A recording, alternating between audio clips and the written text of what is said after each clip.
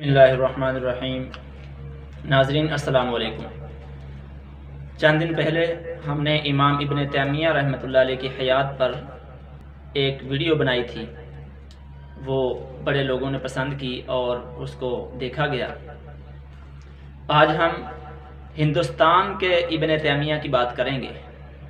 ہندوستان کے ابن تیمیہ، امام ابن تیمیہ رحمۃ اللہ علیہ تو بہت بڑی شخصیت تھے انٹرنیشنل لیول پر، لیکن ہم کہہ رہے ہیں کہ ہندوستان کے ابن تیمیہ، جن کو امام الہند بھی کہا گیا، اور جو پورے ہندوستان میں ایک وقت تھا کہ جب وہ سیاسی تحریک کے روح رواں تھے، جب انگریز سے مسلمان نجات حاصل کر رہے تھے اور مسلمانوں میں ایک آزادی کی لہر دوڑی ہوئی تھی، تو اس وقت وہ بڑی طاقت کے ساتھ اور دلائل کی جنگ کے ساتھ بڑے لیڈر کے طور پر سامنے آئے۔ ہماری مراد غلام محی الدین احمد بن خیر الدین حسینی مولانا ابوالکلام آزاد رحمۃ اللہ علیہ ہیں، جو 11 نومبر 1888 کو مکہ میں پیدا ہوئے اور وہاں سے ہجرت کی، دہلی انڈیا آ گئے۔ حضرت مولانا ابوالکلام آزاد رحمۃ اللہ علیہ الگ ہی طبیعت کے مالک تھے۔ پوری زندگی مطالعہ میں، مشاہدہ میں، سفر میں، جیل میں اور تجزیہ کرتے ہوئے گزاری۔ وہ اردو، فارسی، عربی زبان کے ماہر تھے اور تاریخ، تفسیر اور فلسفہ، جیومیٹری، ان پر ان کو مکمل عبور حاصل تھا۔ کسی نے کہا ہے کہ علم و فکر اور نظر و خیال کی وسعت کا نام ابوالکلام آزاد ہے۔ علامہ شورش کشمیری فرماتے ہیں کہ ان کا دماغ جو تھا وہ سینکڑوں دماغوں کا نچوڑ تھا، اور ان کی عظیمت کا تذکرہ مسلمانوں کی اجتماعی تاریخ کا روشن باب ہے۔ چنانچہ کسی نے یہ بھی کہا کہ دہلی اور بغداد دونوں کی اسلامی اور تاریخی علوم کا مرکز اور مرقع کسی کو قرار دیا جائے تو وہ مولانا ابوالکلام آزاد ہیں۔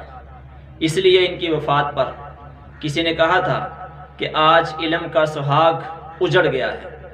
مولانا ابوالکلام آزاد رحمۃ اللہ علیہ، ان کا ابوالکلام جو لقب ہے وہ ان کو اس لیے ملا کہ قادر الکلام تھے۔ ان کے سامنے الفاظ گویا کہ ہاتھ باندھ کر کھڑے ہوتے تھے، اور ان کے پاس الفاظ کا، جملوں کا ذخیرہ ہوا کرتا تھا جس کو وہ استعمال کرتے اور سننے والے دنگ رہ جاتے تھے۔ مولانا ابوالکلام آزاد رحمۃ اللہ علیہ کہتے تھے کہ چند عالمگیر سچائیاں ہیں جن کو جھٹلایا نہیں جا سکتا۔ ان سچائیوں میں سب سے پہلی چیز وہ کہتے ہیں سچائی ہے، جسے کوئی طاقتور سے طاقتور لشکر بھی شکست نہیں دے سکتا اور اس کو تسخیر نہیں کر سکتا ہے۔ وہ کہتے تھے نہ انہوں نے کبھی دوسروں کا گلہ کیا، نہ شکوہ کیا، نہ کسی پر کبھی طعن کیا، نہ طنز کیا۔ انہوں نے زندگی ایسے گزاری کہ کبھی انہوں نے کسی کو زبان درازی نہیں کی کسی طرف۔ وہ کہتے تھے کہ دوستوں کا گلہ شکوہ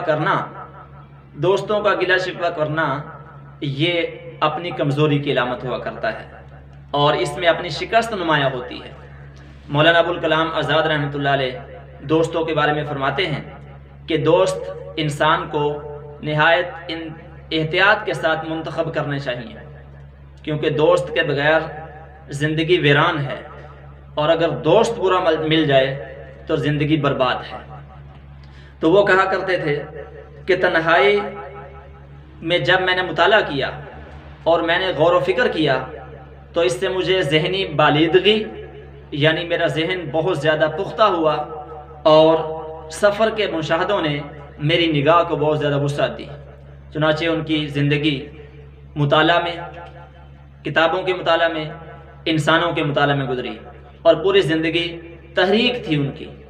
پوری زندگی وہ لوگوں کے لہو کو گرماتے رہے، اور وہ کہا کرتے تھے کہ تحریکیں عقل کی بنیاد پر نہیں، عشق کی بنیاد پر اٹھا کرتی ہیں، اور قومیں عشق کی بنیاد پر ہی آگے بڑھتی ہیں۔ عقل قوموں کو چلانے کے لیے ہوتی ہے اور عشق قوموں کو بڑھانے کے لیے اور ولولہ دلانے کے لیے ہوتا ہے۔ اور مولانا فرماتے تھے جس نے بھی ان کی مخالفت کی کبھی انہوں نے اس کے خلاف زبان نہیں کھولی۔ فرمایا کہ طعن و طنز کمزور انسانوں کی زبان کا ہذیان ہے، اور یہ بھی کہا کرتے تھے کہ جو لوگ قومی اخلاق کی مبادیات سے واقف نہیں ہوتے وہی اس قوم کی اس قسم کی ذاتیات کو زبان دیتے ہیں۔ ذاتی طور پر کبھی کسی کا انہوں نے برا نہیں چاہا، اور کہتے ہیں کہ بسا اوقات ایک چیز پورے معاشرے کو تباہ و برباد کر دیتی ہے، وہ یہی چیز ہے کہ جب ہم اپنے بڑوں کے بارے میں بڑوں کے اوپر تان کے نشتر چلاتے ہیں تو اس سے ان پر لوگوں کا اعتماد اٹھ جاتا ہے اور جس سے قوم تباہی کی طرف گامزن ہو جاتی ہے۔ وہ کہتے ہیں کہ ایک عمارت جسے ہم اخلاص کے ساتھ تعمیر کرتے ہیں، استوار کرتے ہیں، نہایت آسانی کے ساتھ وہ گر جاتی ہے اور تباہ و برباد ہو جاتی ہے۔ کس وجہ سے؟ کہ جب بڑوں پر اعتماد اتر جائے۔ اور صحابہ اکرام نے دین کی جس عمارت کو تعمیر کیا تھا، واقعتاً جب صحابہ اکرام سے اعتماد اٹھنا شروع ہوا اور چند طبقات نے صحابہ اکرام سے اعتماد اٹھانے کے لیے محنت شروع کی، تو اس وقت سے ہی دین کے اندر دراڑیں پیدا ہونا شروع ہو گئیں اور دین کی عمارت متزلزل ہو گئی۔ مولانا فرماتے ہیں کہ اپنے مخالفین کی تحسین کرو، یہ ان کی سب سے بڑی سزا ہے۔